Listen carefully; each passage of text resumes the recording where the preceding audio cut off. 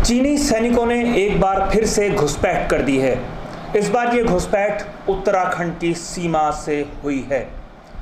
केंद्र सरकार ने क्या प्लान तैयार किया है और कैसे इस समस्या से निपटा जाएगा, पूरी रिपोर्ट देखेंगे। लेकिन उससे पहले आप इस चैनल को सब्सक्राइब जरूर कर लीजिए। नमस्कार, मैं हूं मनमोहन भट्ट। लद्दाख में अभी चीन के साथ गतिरोध पूरी तरीके से थमा भी नहीं है, लेकिन उससे पहले ही चीन के सैनिकों ने दूसरी सीमाओं पर विवाद खड़ा करने की कोशिश शुरू कर दी है। अब की बार चीन के सैनिक उत्तराखंड की सीमा में घुसपैठ कर गए।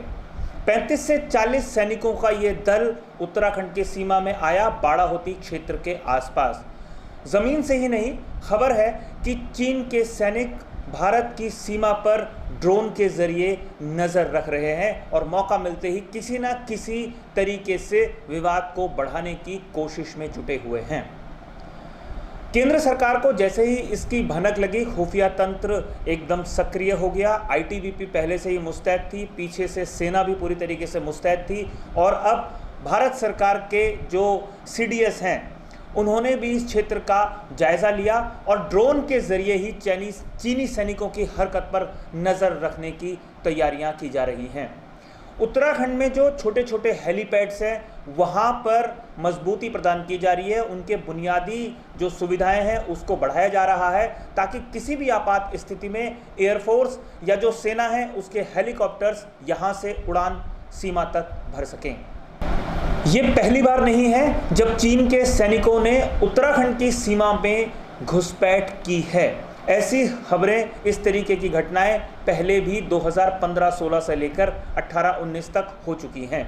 लेकिन जब से लद्दाख का विवाद बढ़ा था तब से इस सीमा को और भी ज़्यादा संवेदनशील माना जाने लगा था, क्योंकि यहाँ से दिल्ली की जो एरियल डिस्टेंस है वो करीब 250 से 300 किलोमीटर ही है। इसीलिए सुरक्षा एजेंसियों को उत्तराखंड की सीमा ज़्यादा संवेदनशील लगती है।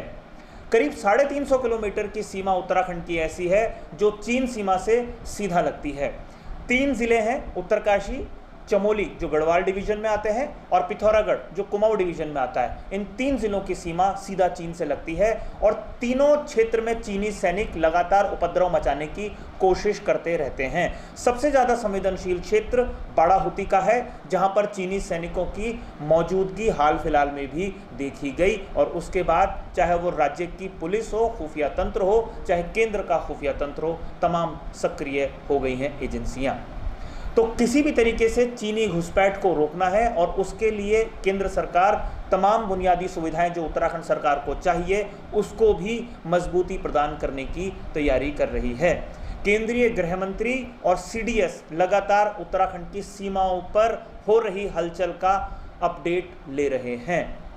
आने वाले दिनों में भी जब सर्दियां बढ़ती जाएंगी तो सेना की जो टुकड़ियां हैं या आईटीबीपी के जो जवान हैं वो आमतौर पर पीछे के पोस्ट पर आ जाते हैं, लेकिन इस बार ड्रोन के ज़रिए सीमा पर नज़र रखी जानी है।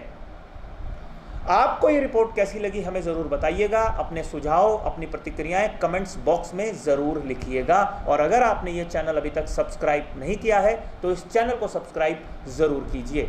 अगली रिपोर्ट में आपसे एक बार फिर मुलाकात होगी, तब तक के लिए नमस्कार।